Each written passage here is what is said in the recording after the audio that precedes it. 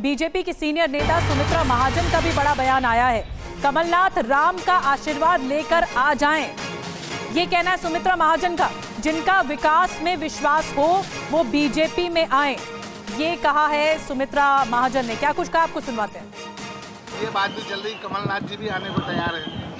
अगर कमलनाथ का विकास में विश्वास हो तो जरूर मैं कहूँगी राम का आशीर्वाद लेके आओ, काम करो, काम के लिए आ जाओ। वो काम के लिए जो आना चाहता है वो हर कोई आ जाए। तो राम का आशीर्वाद लेकर आए और आओ और काम करो, सुमित्रा महाजन का कहना है। और इससे पहले नरेंद्र सलूजा ने भी अपने ट्वीट पे लिखा, जय श्री राम। अब क्या कांग्रेस से नाराज है कमलनाथ, सवाल ये उठता है। प्रदेश अध्यक्ष से हटाए जाने से क्या नाराजगी है? आप एमपी संगठन में हुए बदलाव से क्या अनबन सामने आई? क्योंकि ये बात निकलकर खुलकर सामने आई।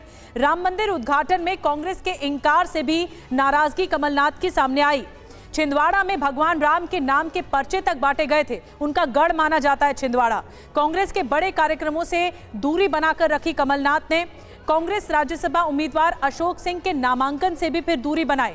ये जब नॉमिनेशन हो रहा था तो इससे भी दूरी बनाई। तो इसीलिए ये जो सीरीज ऑफ इंसिडेंट्स हुए या इवेंट्स हुए हैं, ये बताते हैं कि कहीं ना कहीं नाराजगी जो कमलनाथ को घर कर गई थी वो अब सामने क्या आ रही है। क्या आनंद प्रकाश पांडे इस वक्त हमारे साथ हैं। आनंद, सुमित्रा महाजन से काफी कुछ क्लू या संकेत मिलते हैं कि राम का नाम लेकर आ जाइए और काम कर लीजिए, लेकिन बीजेपी खेमे से क्या खबरें मिल रही हैं कमलनाथ को लेकर?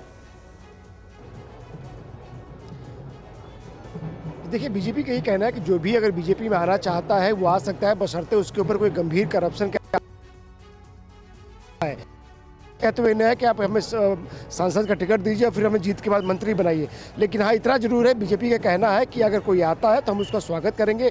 और दूसरी बात, जो बीजेपी के नेता बार बार ये कह रहे हैं कि प्रधानमंत्री ने एनडीए छिंदवाड़ा की सूची है, इसमें वो शामिल है। और 3 सालों बीजेपी ने इसमें बहुत मेहनत की। तमाम बीजेपी केंद्रीय मंत्री वहाँ पे जाकर सभाएं की उन्होंने।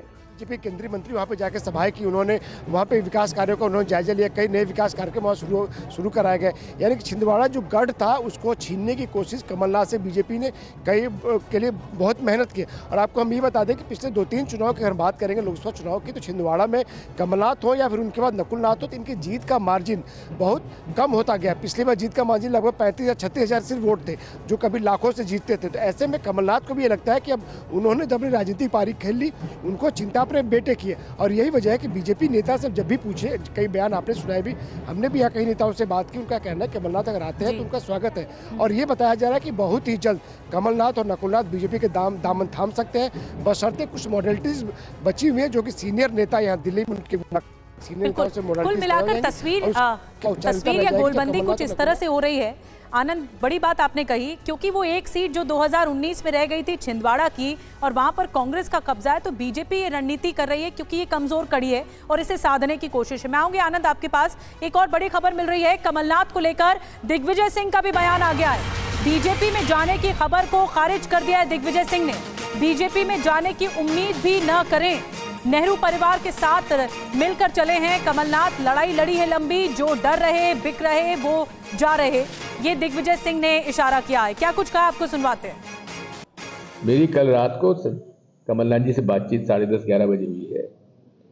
वो छिंदवाड़ा में है और जिस व्यक्ति ने अपने राजनीतिक जीवन की शुरुआत नेहरू गांधी परिवार के साथ उनके पीछे साथ में खड़े होकर उस समय लड़ी थी जब पूरी जनता पार्टी और केंद्र की सरकार इंदिरा जी को जेल भेज रही थी, उस आदमी को आप कभी उम्मीद भी कर सकते हो कि ऐसा आदमी कभी कांग्रेस और सोनिया गांधी जी के परिवार को छोड़ के जाएगा, इंदिरा जी के परिवार को छोड़ के जाएगा?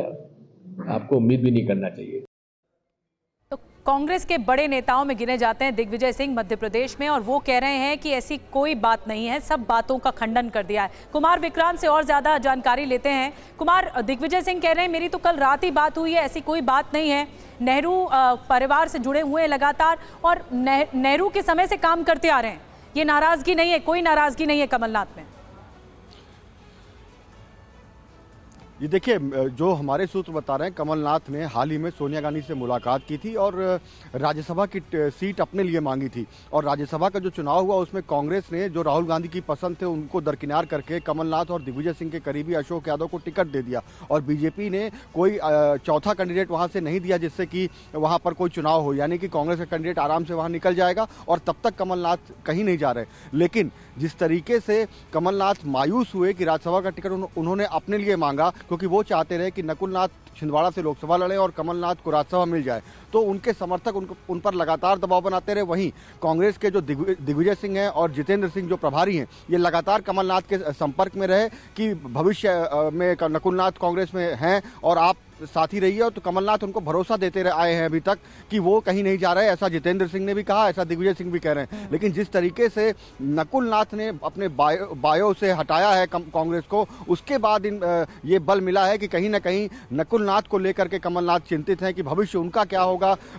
और एक बात और अहम है कि कमलनाथ का जो लगाव या अटैचमेंट कांग्रेस पार्टी से, गांधी परिवार से रहा है, वैसा नकुल नाथ का नहीं रहा है। जी ठीक, क्या ये बात भी क्लियर है कि दिल्ली क्यों आ रहे हैं? इस बात को लेकर भी कोई डिटेल सामने नहीं आई कि कमलनाथ अपने बेटे को लेकर दिल्ली क्यों आ रहे हैं? अचानक से ये छिंदवाड़ा का दौरा रद्द करके क्यों दिल्ली का रुख किया?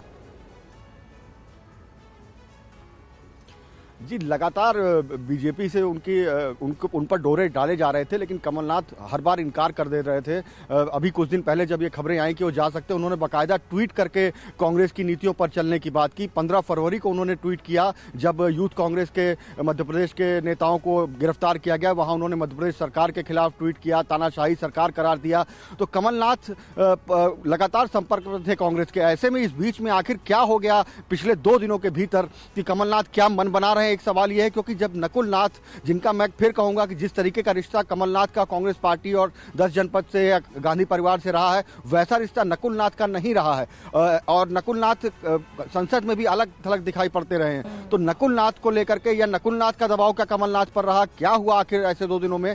क्योंकि नकुल नाथ जब अपने बायो से कांग्रेस को हटाते हैं और दोनों अचानक दिल्ली आते हैं, तो कयासों का बाजार गर्म होना लाजमी। बिल्कुल, बड़ी बात आप कह रहे हैं कि कयासों का बाजार गर्म है। इस वक्त सुर्खियां लगातार हो रही हैं कि कमलनाथ अगर दिल्ली आ रहे हैं तो क्या मकसद के तहत आ रहे हैं? क्या बीजेपी ज्वाइन करने का मकसद है या कमल हाथ में थामने का मकसद है कमलनाथ का? शुभम भी हमारे साथ लगातार भोपाल से बने हुए हैं। शुभम बता रहे हैं कि कमलनाथ रवाना हो चुके हैं, नकुलनाथ भी रवाना हो चुके हैं। सांसद हैं जो नकुलनाथ छिंदवाड़ा से।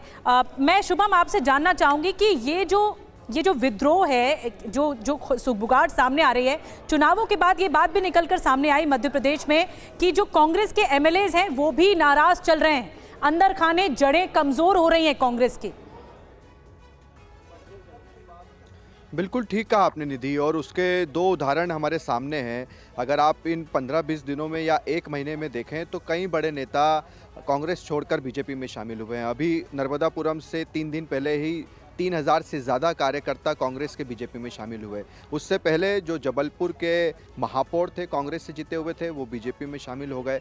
अब वो भी बड़ा सवाल था, क्योंकि ये जो महापौर थे ये कमलनाथ के ही एक तरह से खास माने जाते थे। और इसके अलावा अगर आप चीज़ें देखें तो नकुल नाथ देश के कांग्रेस के एकमात्र ऐसे सांसद हैं जिन्होंने राम को लेकर कई बड़े बड़े आयोजन किए। 4 करोड़ 31 बार राम का नाम लेखन करना, इस तरह का कार्यक्रम किया। उससे 2-3 बसों में भरकर अयोध्या पहुंचाया गया। तो हमने मध्य प्रदेश में इतने सारे विधायक के शुभम, इसी से जुड़ी हुई अगली बड़ी खबर भी बताने जा रहे हैं। मैं आऊंगी शुभम इसी बात को लेकर, इसी बात को कोट करते हुए कि राम का नाम का जाप का आयोजन जो करवा रहे थे, राम मंदिर को लेकर नकुलनाथ ने बड़ा कार्यक्रम भी किया। जैसा कि शुभम बता रहे थे, राम मंदिर को लेकर नकुलनाथ ने बड़ा कार्यक्रम छिंदवाड़ा में किया था, जो कि कमलनाथ और नकुलनाथ का बताया जाता है गढ़। 4 करोड़ 31 बार राम नाम लिखने का ये अभियान चलाया गया। ये पूरा कैंपेन था। 3 बसों में भरकर ये लेखन को अयोध्या तक भेजा गया था। देश भर में नकुलनाथ कांग्रेस के एकमात्र ऐसे सांसद थे जिन्होंने राम मंदिर को लेकर इतना बड़ा कार्यक्रम किया था, और वो भी कांग्रेस के नेता की तरफ से, जबकि कांग्रेस आला कमान ने न्योता ही ठुकरा दिया था।